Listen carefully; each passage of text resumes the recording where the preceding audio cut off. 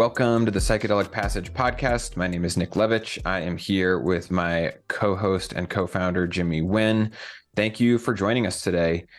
This week, we are talking about what the documentaries and media portrayals of psychedelics fail to portray, what they don't tell you, all the stuff that happens behind the scenes that doesn't make the cut. And I want to start off by saying they're almost always going to only focus on the sensational stories and not what I'll call the more normal outcomes.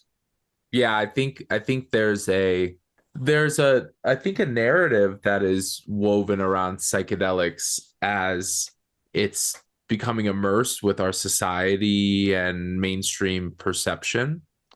And I'm a little torn here because I'm appreciative of Right. information and documentaries and clinical studies and all of that. Like, we're in a world where the amount of information publicly available about psychedelics is probably the highest it's ever been and will continue to be so. It's so important. I'm really grateful for that. At the same time, I know that the stories that make it into the headlines, that are buzzworthy, that folks are gravitating towards and reading, only paint a specific view of the psychedelic landscape and just use with psychedelics in general. That's, to me, if it's like the 80-20 rule, like they're focused on the 20% of the most sensational outcomes, and the vast majority of folks are falling into the 80% of, call it average efficacy, right? It doesn't mean it doesn't work. And to your point, it's good that the media does this because it does show what's possible, but it doesn't mean that that's what you should expect. Yeah, it's the expectation setting that we always continually come back circle around to. And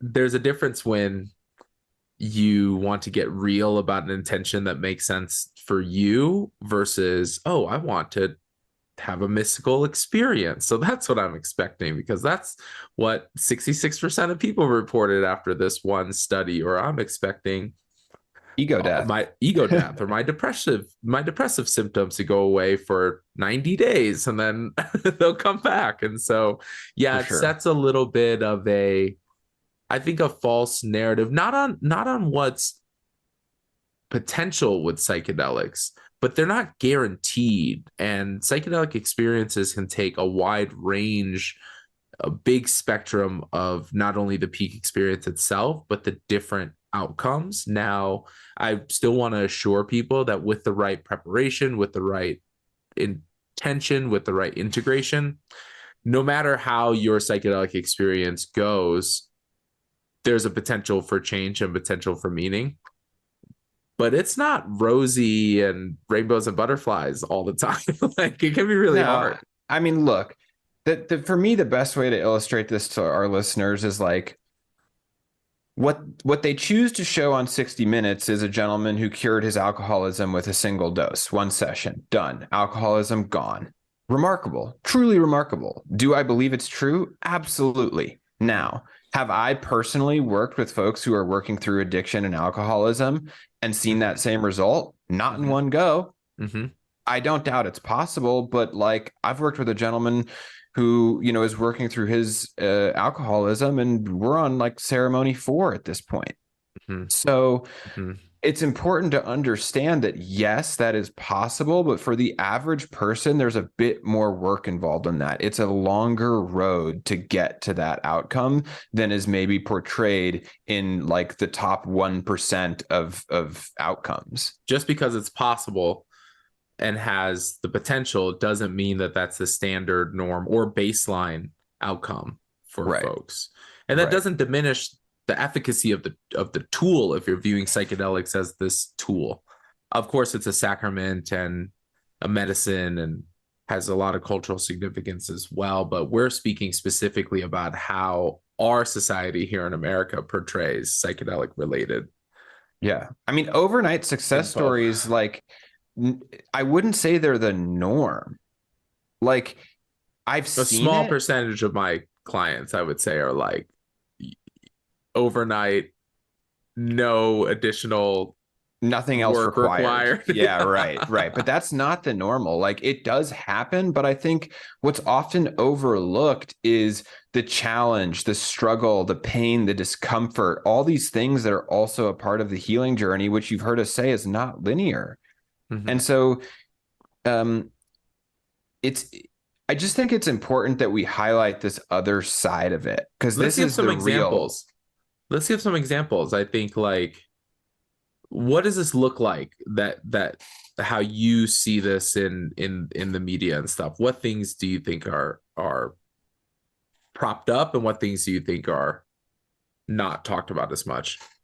I mean, I think we've talked about what's propped up, which is that the potential to this will heal, insert the ailment, PTSD, anxiety, depression, addiction. Like, yes, and it does move the needle with all of those things. But I think what's not highlighted is everything that occurs outside of that dosing session, outside of that actual 6 to 8 hours where you're taking the medicine. And so I've seen it where in one ceremony, folks' lives are transformed, but what's not being portrayed in the media and in these studies is how much work they had to do leading up to that ceremony or that dosing session, and then how much work was required afterwards to maintain these changes and incorporate them into your life. Mm-hmm. Mm-hmm. Or the folks who go in thinking they're going to have this big, massive experience, they eat 6, 7 grams of mushrooms and quote unquote, nothing happens. And then they're Mm-hmm. just disappointed. They feel like it's failed them and their Hail Mary, last shot out of desperation didn't work. Yeah, because you have to remember that the folks who are signing up for these clinical trials to speak specifically about them and research studies, they're focused on things like PTSD, trauma, things where you're just naturally in a vulnerable population. Like you Yeah. are just a person who has a sensitive needs in society and around your care. And so imagine if, you've been waiting for this clinical trial, you finally get accepted, you go in, you do all of this, one study had like 16 prep sessions Yeah. before Yeah. the dosing session. You do all that and then you, like your example, you take a dose and you don't have an effect. Or what I think is even almost like sicker to a degree is when you go through all that and then you're in the placebo group Yeah. And you and get then a big dose you of niacin. you get a big dose of niacin and very clearly your body starts to get flush, start to get red, your heart rate starts to go up a little. It's very clear in 30-40 minutes that you are not about to have a psilocybin experience. And then what? Do those folks receive the same amount of care in integration? How do they then go back to their existing structures of life and society and maybe their lack of support? And so you just have to understand that there's way more than the positive end result that is like movie quality. There's this, it's almost I like a mean, we movie love a script. success story. We Yeah, love a good success story here. it's built And into the ethos and the belief of our like society, to the like want American that. dream is a big success story kind of thing. Yeah. Um, but I think part of the problem with focusing on these sensational stories is that it inherently fuels this like take a pill and feel better mentality. Mm-hmm. Mm-hmm. Yeah, that's really important that psychedelics have changed Nick and I's lives. We understand the depth and the sacredness of what that means, and it continues to be so. Like shit's not over. Like it continues to be For this sure. unending Still a tool process. that I go back to. And at the same time, I recognize that psychedelics, when they interact with humans, a lot of it depends on what the human chooses to do with it.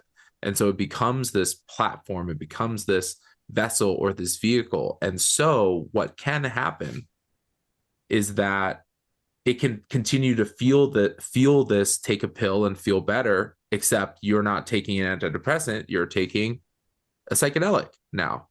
And so you can see how just because there's this novel new approach, that doesn't mean that the existing way that we engage with mental health and healing and medicine and medication and all of that, all of those paradigms can still exist.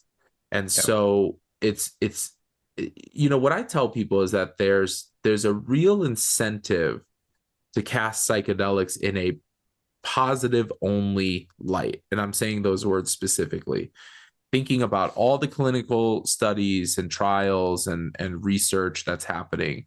Those are fueled by private investors, government organizations. Now there's schools and institutions who have psychedelic assisted therapy programs. There's mycology programs. There's all this stuff. There's all the organizations and businesses and service providers who will come up. There's the whole supply chain around psychedelics. And so you can see really quickly why, and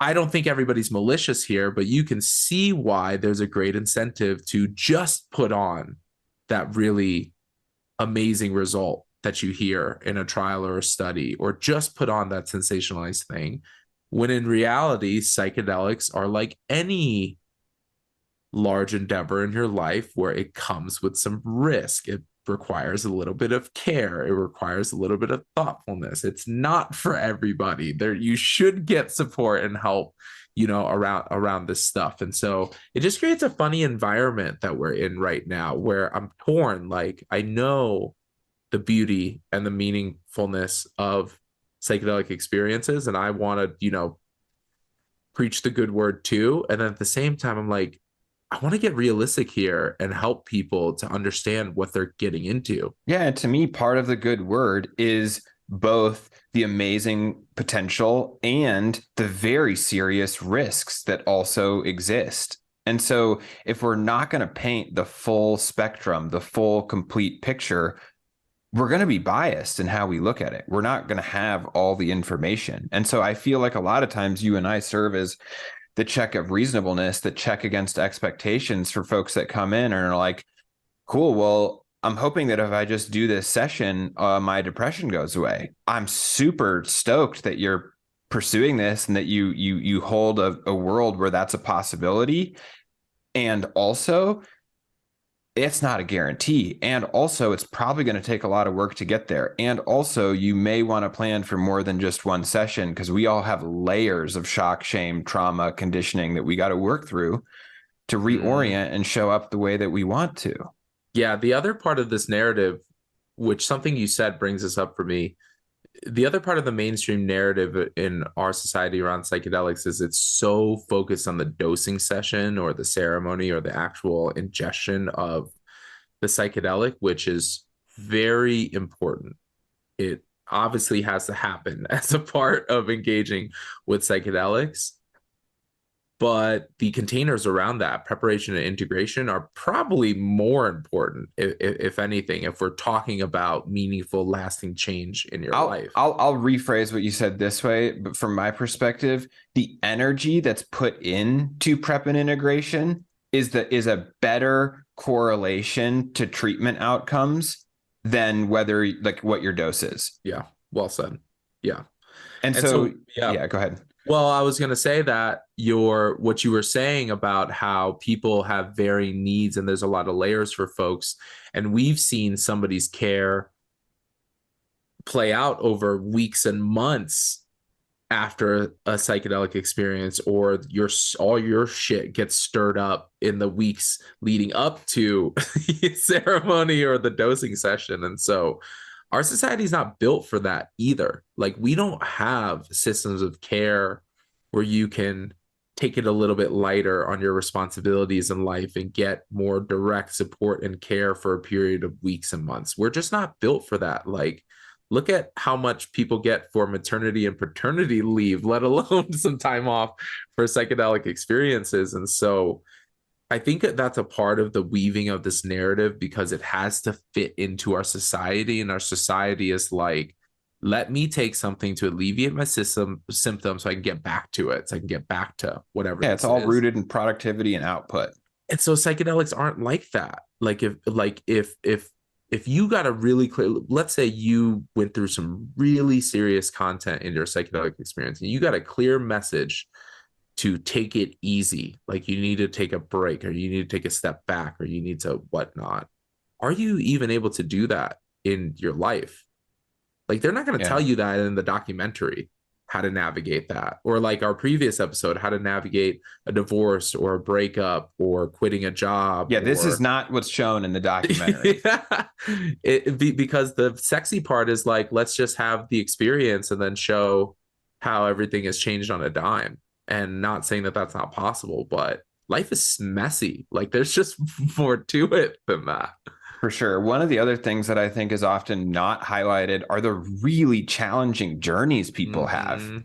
It's Yeah. one thing to film a journey where someone's communing with the divine and they feel deep interconnectedness and self-love for the first time. Wow, amazing. Like we can all feel the gravity of that. But then imagine the opposite end of the spectrum, Mm. right? They think they're dying. They don't think they're breathing. They think they took too much. They want to get off the ride. That's a Mm-hmm. scary place to be. And it happens. I've seen it happen firsthand. I've been the person going through that Mm-hmm. also. Mm-hmm. And those are the kinds of journeys that, like, frankly, if you watch someone go through, it kind of scares the shit out of you. Mm-hmm. And so to go back to this thing of like, well, if we show that, this isn't going to look very appealing.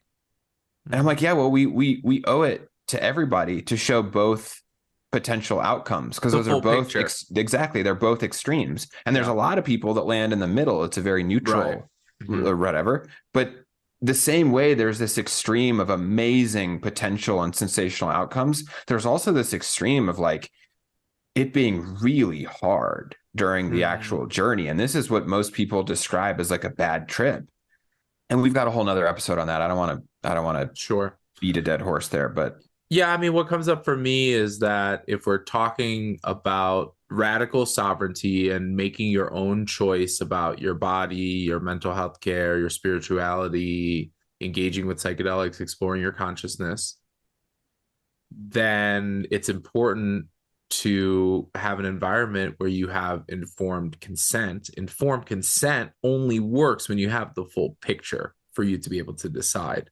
And so you just don't get that in media. You never get the full picture. We're in a society right now where it's just hard to tell what's the truth or what's not the truth. And so if this is an issue now, imagine what it's going to be like in 5 to 7 years when there's a lot of services marketing themselves in a certain way or making I mean, promises I and guarantee you guarantees. exactly. People Yeah. are going to start making claims around what the expected outcome's going to be. We'll cure your XYZ. And I have a hard My time. proprietary method in combination with psilocybin that's cultivated exclusively. Like I've developed my own strain and I'm the only one in America who can do this.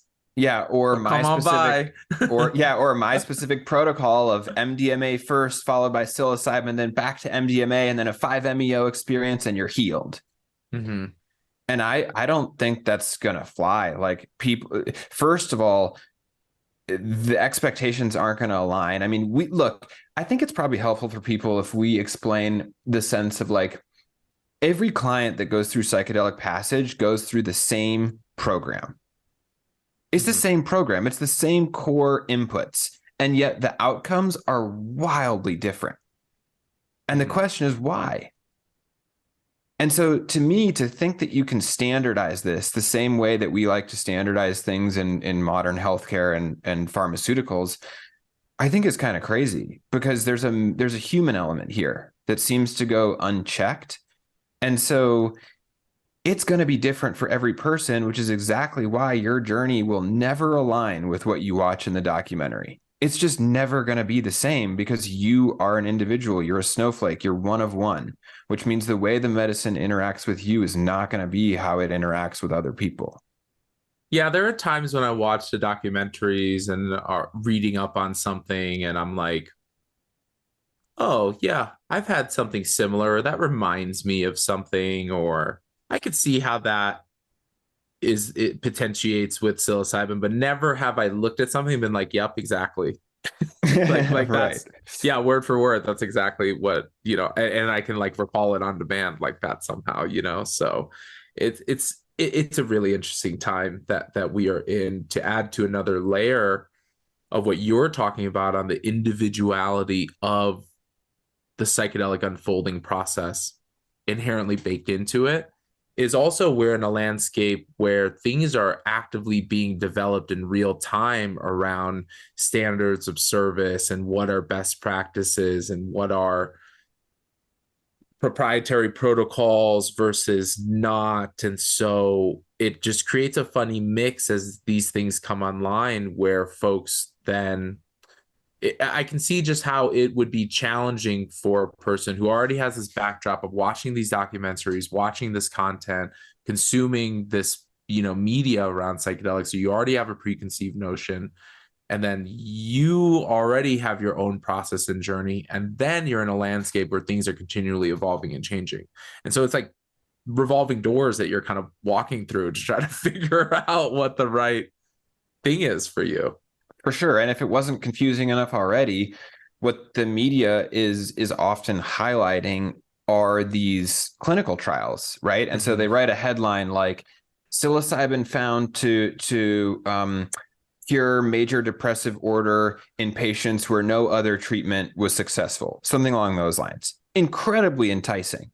And then you look at it and you start to actually like look at what's going on in these studies and you realize, okay, they put a metric in there like 66% success rate.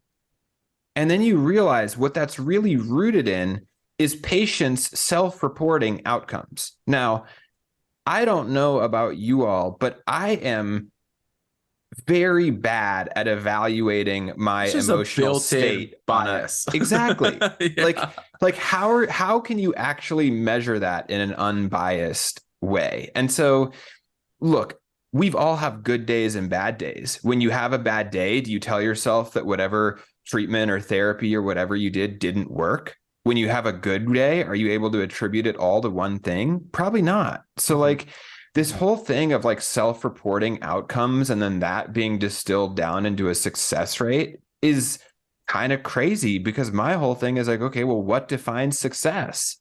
Yeah. Like, I mean, yeah, this is exactly why it's hard to get results from microdosing studies because there's a long length of time where a lot of life happens, a lot of variability. So how can you attribute something specifically to your psilocybin microdose or not? And we even see this in the MAPS clinical trials with MDMA, where in both phases, I think they're in phase 3 or just submitted their phase 3 report. There was also variability in practitioner, facilitator, location, their modalities, how they approach things, because they had to have different sites that were all across the US. And so they, for lack of a better term, like engage in collaborative partnerships with folks to do that. So if you are at a site in California, that might be different than, the Canada-based study or whatnot. And so I think the main message here for folks is as you're looking at clinical studies and research specifically is that the headline and even reading the study and the report won't give you the whole picture. I think it's important to take things with a grain of salt. I think the other part that I'm hearing is just keep in mind that there can be challenging, difficult parts of this that's built into the process. And also just being aware of the sensationalism, around psychedelics right now, because it is really true. Like there's this, as I said before, I'm calling it this like psychedelic halo effect. Like we gotta only cast psychedelics in a good light because there's a lot of stuff riding on it, And I think that that's somewhat myopic. I mean, I don't recall the exact number, but they're projecting it's going to be like a $25 billion industry in the next 5 to 10 years. So there's clearly a lot of vested interest, as you're describing, in making this work in some capacity. And the byproduct of that is what I'll call selective reporting or selective demonstration of what's actually occurring here. And I feel like it's our obligation to paint the full picture and to include the missing half that's not so sexy, not so enticing, not so convincing that this is what everyone should do. Mm-hmm.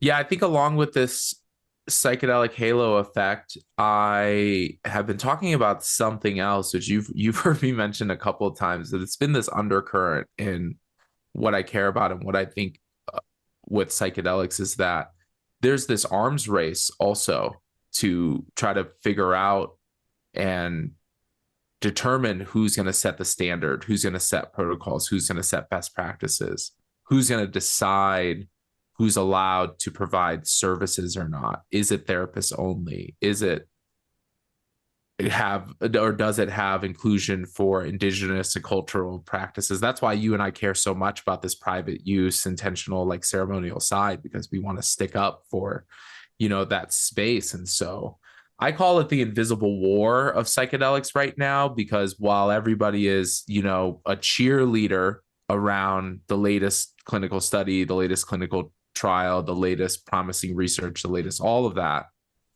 you then overlook this thing that's happening behind the scenes around how these services will come to fruition, which, as we've looked across the evidence of our country, services like this, when they come online, are offered and available to a certain segment of the population and likely not as available to other segments of the population. You can cut that line however you want, whether it's a mental health diagnosis or not, whether you have insurance or whether you don't, whether you are of a certain ethnicity or socioeconomic, area. And so it's just important to highlight to folks that this is all happening in real time. And so I want to see in the future, in a couple of years, folks of all different backgrounds having all of the things accessible and available to them. And I know that that's very idealistic and somewhat of a far cry. But it also goes hand in hand with this blissful ignorance that these things, to pretend that these things aren't in the psychedelic landscape as well. Like all of these power dynamics and all of these exclusionary even things. Stuff like facilitator abuse, you don't see that in documentaries because that's not sexy or appealing, and it's gonna probably inspire people to run the other way than to run toward seeking treatment. Like, these are all the things that are a very real part of what this emerging industry entails. And if it's not being reported on or not being included in this holistic picture of what's happening, it's not a very fair representation. And the reason I'm so passionate about this personally is because this impacts the framework and the perspective that clients come into this work with.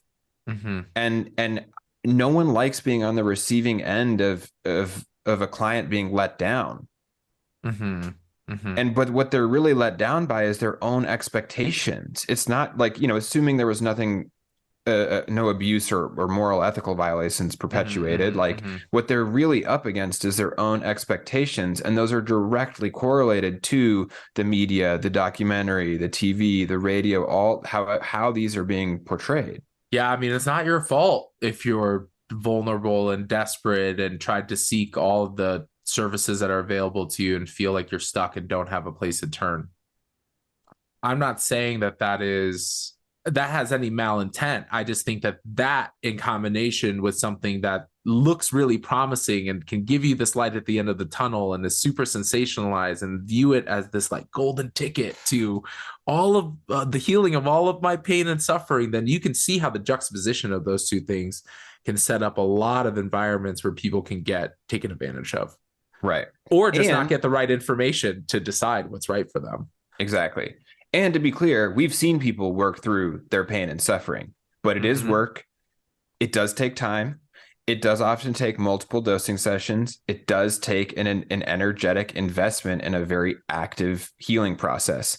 And that is not shown in the trajectory of a lot of humans who go through these experiences in media. It's not a passive and free ride, is what I hear you say. Yeah, and I think that's the essence of how media portrays it, is like, do a couple infusions, take a dose or two, and you're going to be better. Like, the studies say so. Yeah, I get it. My belief is that it's because psychedelics have this inherent power to challenge things, to challenge beliefs, to challenge systems, to challenge structures of things. It's how it works in our bodies and our mind and our spirit when we take psychedelics. So the same thing happens with society.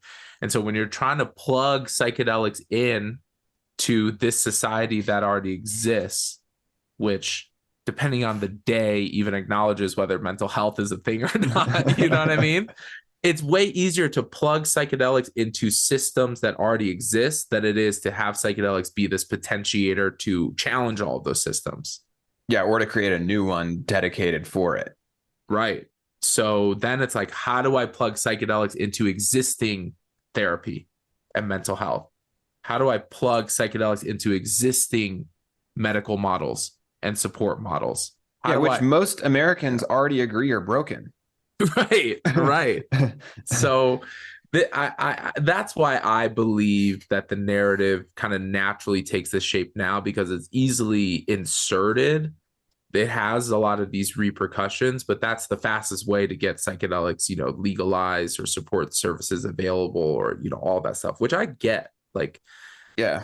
but I mean, it's I want to important. be I want to be clear, like we do like that people can see the potential. Yeah. What I don't like is that it doesn't include There's just more everything to else. it. There's just Exactly. more to it. It's not this sweet ride and super rosy, and all of a sudden everybody's just going to get all the support and the access that they need to mental health and psychedelic services in 5 years. Like, it will be a rough road moving Yeah. forward. I actually wouldn't be surprised if we see some more adverse experiences reported, especially in states like Oregon and Colorado, while they're still trying to figure out how to roll out these state sanctioned treatment programs. Yeah. And so I actually wouldn't be surprised if we start to see some more of that. And my hope is that people are able to identify where the pitfalls and the missteps were made, as opposed to just demonizing the drug itself. Because in all of this, the drug itself has never been the issue. It's been the structure, the support, and the screening, the facilitator, like everything else around it has been the issue. The drug itself just grows on cow dung in nature. Like, that's not the issue. Mm-hmm. Yeah, it's when the human gets involved is when all the issues arise, right? Exactly. I mean, my last message for folks as we're wrapping up here is that from Nick and I's view, the choice to engage with psychedelics is really important. We call it sacred. I also know that there's people who will just like eat a gram of mushrooms and like see what happens. I also get that. And in the name of radical sovereignty, you do you. But knowing, and the message I want to share with people is that there are risks and context to everything that you choose to do as an adult, that psychedelics are really not for everybody. Like, there are people who are best served by not doing psychedelics, and that people should proceed with a lot of care and ask questions and have a healthy level of skepticism, also have a healthy level of belief and faith and potential that there's a possibility. And if you can find that right balance with yourself within your own risk tolerance, and if you look at something and you're getting some info or some media and you're like, what's the bigger picture here? What's not being shared? What's not being told? I think you have a leg up already in trying to engage in anything psychedelic related. Yeah. My parting words of wisdom is just temper your expectations. Be realistic. And that means taking into account all the different data points, not just the top 0.1% of treatment outcomes. So I hope that helps. I really do. I hope that helps everyone navigate this, because it is kind of a wacky time and there's more and more media coming out, and it can be challenging to sort through it all. That brings us to the end of our episode for today. You can download episodes of the Psychedelic Passage podcast on all major streaming platforms: Apple Podcasts, Amazon, Spotify, iHeartRadio, or wherever else you choose to stream your podcasts.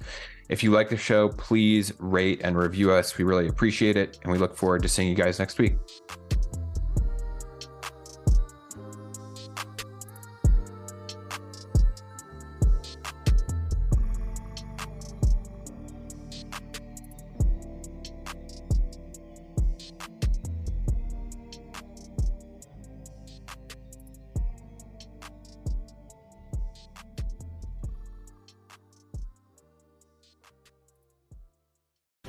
The opinions expressed on this CannabisRadio.com program are those of the guests and hosts and do not necessarily reflect those of the staff and management of CannabisRadio.com.